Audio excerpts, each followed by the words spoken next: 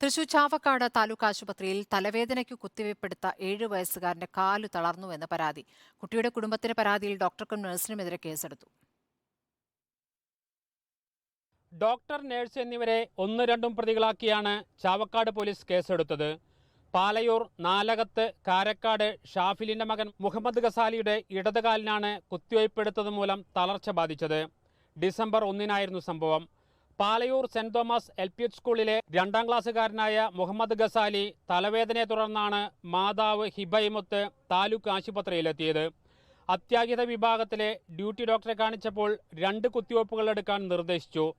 തുടർന്ന് ഗസാലിയുടെ ഇടത് കൈയിൽ ആദ്യ കുത്തിവയ്പ് നൽകി. കൈയിൽ വേദന അനുഭവപ്പെടുന്നതായി കുട്ടി പറഞ്ഞപ്പോൾ പുരുഷ നഴ്സ് സിറിഞ്ച് താഴെ വെച്ച് അവിടെ നിന്നും പോയെന്നും മാതാവ് പിന്നാലെ പോയി പറഞ്ഞിട്ടാണ് നഴ്സ് തിരികെ വന്നതെന്നും പരാതിയിൽ പറയുന്നു.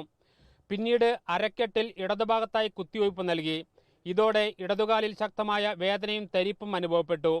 എഴുന്നേറ്റ് നടക്കാൻ ശ്രമിച്ചപ്പോൾ വീഴാൻ പോവുകയും ഇടതുകാലിന് ബലക്കുറവ് തോന്നുകയും ചെയ്തു. മാതാവ് ഹിബ ഡോക്ടറെ ചെന്ന് കണ്ട് വിവരം അറിയിക്കുകയായിരുന്നു. കയ്യിൽ തടിപ്പുള്ള ഭാഗത്ത് പുരട്ടാൻ ഓയിൻമെന്റ് നൽകിയ ഡോക്ടർ കാലിന്റെ വേദന മാറുമെന്ന് പറഞ്ഞ് വീട്ടിലേക്ക് വിട്ടു. വീട്ടിലെത്തിയിട്ടും മാറാതിരുന്നത് മൂലം കുട്ടിയെ മറ്റൊരു ആശുപത്രിയിലെത്തിച്ചു. മരുന്ന് മാറിയതോ ഇഞ്ചക്ഷൻ ഞരമ്പിൽ കൊണ്ടതോ ആവാം കാലിലെ തളർച്ചയ്ക്കെന്ന് ഡോക്ടർ പറഞ്ഞു.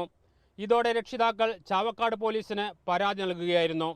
റിപ്പോർട്ടർ ജെയ്സൺ, തൃശൂർ.